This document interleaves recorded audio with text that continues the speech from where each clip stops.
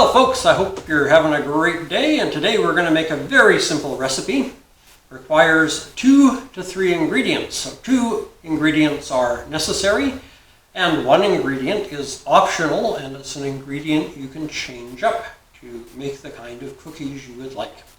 So your first and basic ingredient is 2 bananas. You want to peel them. They always taste better when you peel them. Just don't need that extra fiber in your diet. And, even monkeys know you've got to peel a banana before you eat it, right? So there you go. Let's get these bananas peeled into the pot. We'll get rid of the excess we don't need. And then you just need to mash those up. I'm using a fork today to mash these up, but you can use whatever utensil you prefer. If you want to stick them in the blender and puree them, I guess you can do that too. But, I'm a hands-on kind of guy, as you know. So we're just going to mash these up. I remember when I was a kid, one of my favorite little quick snacks my mother would make for me, and I'm talking about little kid, Rugrat, was a mashed banana, and then she'd put just a little teeny bit of sugar in it just to make it that much sweeter. And I can remember sitting and reading a book, playing with my sister and munching away on good old mashed bananas. So you want to get these really mashed up well. Try and get as many of the lumps out as you can. More mashed up than you would for banana bread. How's that sound? Almost pureed.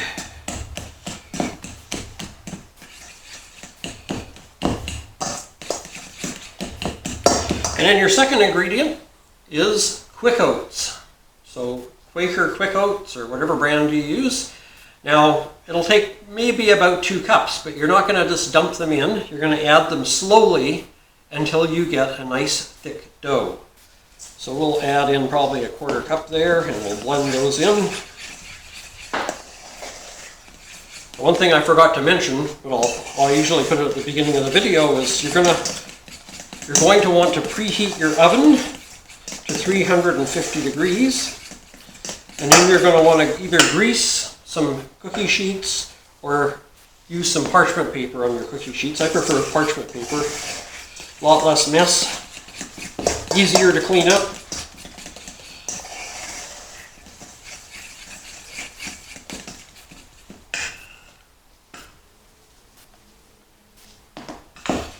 So these are very simple cookies, quite delicious. No added sweetener, so that my wife can eat them because they don't have sugar in them, or Splenda, or any of those things. All you need, basically, if you just want to make a banana oatmeal cookie, that's all you need is banana and oatmeal.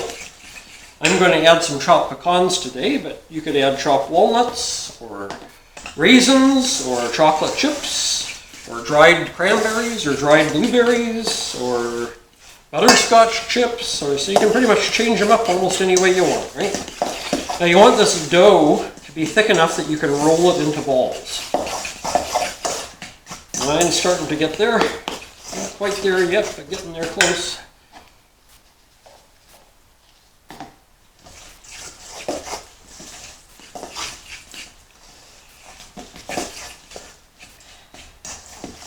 So what I'm going to do at this point, even though I probably could add some more oats, I'm going to add my chopped nuts, because that's going to add that. I'm putting in 2/3 of a cup. Sorry, 2/3 of a cup of pecans, chopped pecans in mine.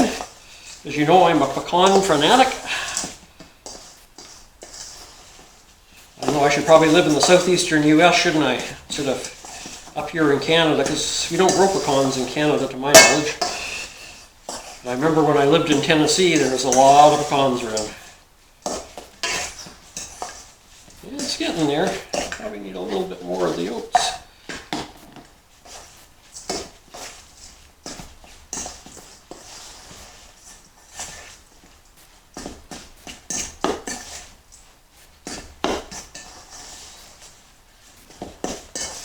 And there we go. That looks pretty good. Well, it's just that easy to make them together. Put that aside. So it took me, I got about a 1/4 cup of oats left, so it took me about 1 3/4 cups. And I'll bring over one of the cookie sheets. As you can see, I'm using parchment paper. And what we're going to do is we're just going to take these and make little balls and set them on your thing and just sort of pat them down a little bit. So make it into a ball, set it on your tray, pat it down a little bit. Now if you go too far with your oats, they'll be very dry. So you still want them to be moist, right? You are going to be baking them in a 350 oven, so you want a little bit of moisture in there. My wife kind of looks at me funny when I make these, and that's not going to be enough moisture, she'll say. Now you can have this recipe, but you can have it, I'm giving it to you. But you can also cut it in half and just use 1 banana and 1 cup of oats, and that if you don't want to make quite so many cookies. So it's up to you how many cookies you want to make. But this will make probably about 18 cookies, I'm thinking. 16 to 18 cookies.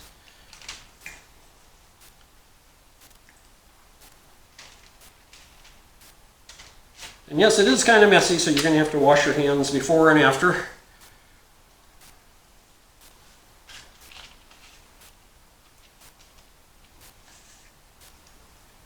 Like I say, there's just a simple cookie to make. You can just whip these things out. Oh, and before I forget, this Thursday, coming Thursday, which will be All Hallows Eve or Halloween, we're going to have a special guest, so you might want to check that out. It'll be a special show with a special guest. Okay, I'm just going to bring my other cookie sheet over. And we'll finish making the rest of these up. See how many we get. My wife has gone off to have lunch with a friend, and then she's going to visit a friend that's in the hospital. And if I'd been thinking, I would have made these sooner, and I could have sent some of these to the hospital for Gord. Our good friend Gord is in hospital. He's got pneumonia. So for those of you that are praying folk, I'd ask you to keep Gord in your prayers. He's a very nice gentleman. Lost his wife last year.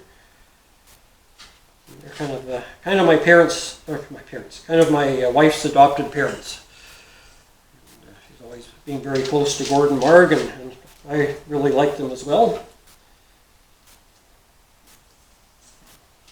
So there we go, we're getting, there's 12, 14, 16, 18, 19 cookies out of this.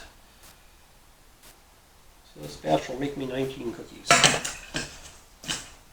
I guess you could make them slightly smaller, and you might be able to work at it and squeeze out 2 dozen, but if you want a decent sized cookie, I'd say probably count on about 18.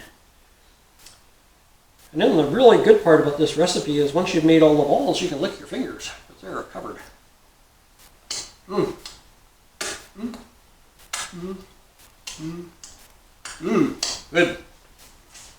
Delicious.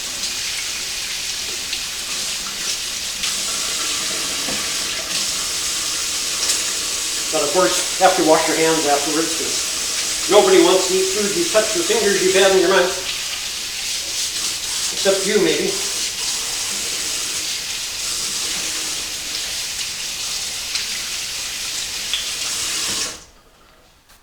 There we go. And my oven is preheated to 350, and we are going to cook these for 15 minutes on.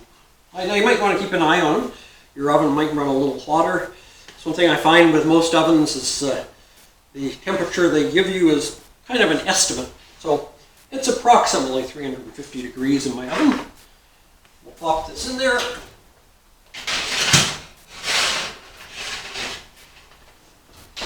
Set the timer for 15 minutes. And it's off and running, and we'll be back in 15 minutes to have a look at the finished product. So don't go away, because you know how it works on YouTube. My 15 minutes is your half a second. So be right back.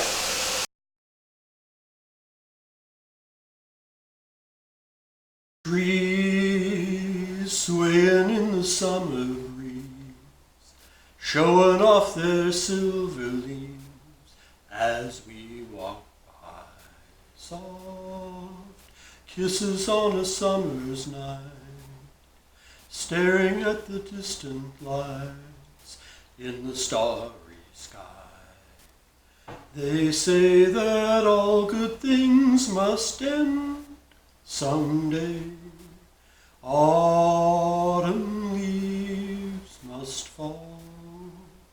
But don't you know that it hurts me so to say goodbye to you? Wish you didn't have to go. Oh no, no, no. And when the rain beats against my window pane, I'll think of summer days again and dream of you, and dream of you. There you go, there's your song for today. And here in Saskatchewan, we're kind of betwixt and between. Some of the trees still have leaves on them, in spite of the fact we've had snow already. And some of the trees have lost all their leaves. And as I speak, it is gently snowing outside at the moment on this November 25th, I believe it is today. What is today? Today is the 26th. On the 26th of November, we've got a late, not November, I'm ahead of myself, it's only October.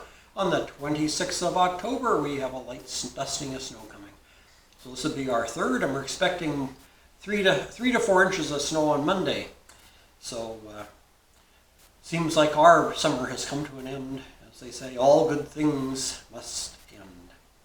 And autumn leaves must fall, and I guess winter snow must fall as well. Anyway, let's get back to the cooking here and see if our cookies are done. All right, we're back. We're down to just a few seconds on the timer. There we go. And our first batch of cookies are ready to come out of the oven. And there they are. Put our second batch in and get them going.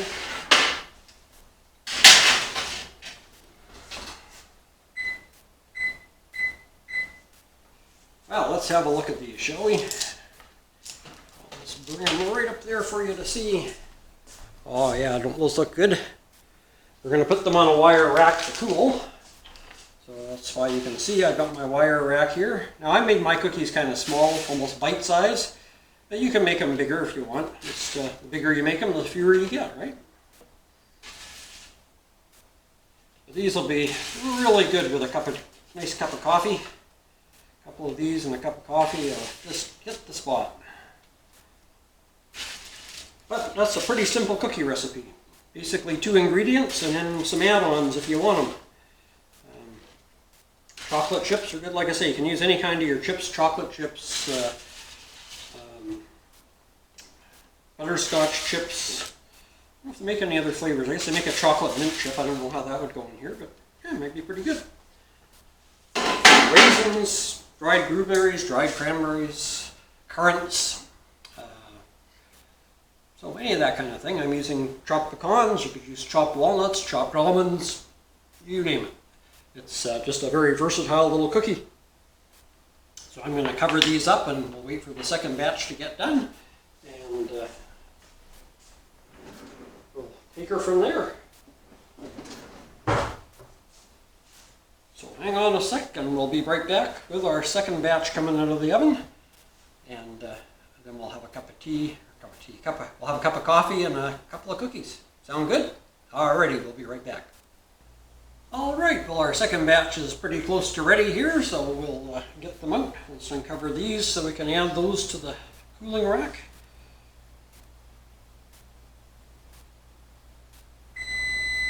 There we go, it's singing our song.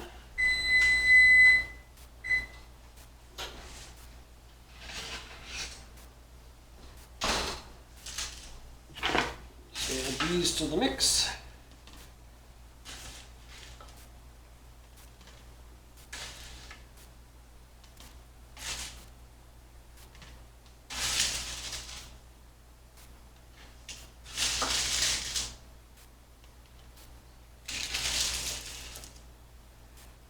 Slide that one in the middle there.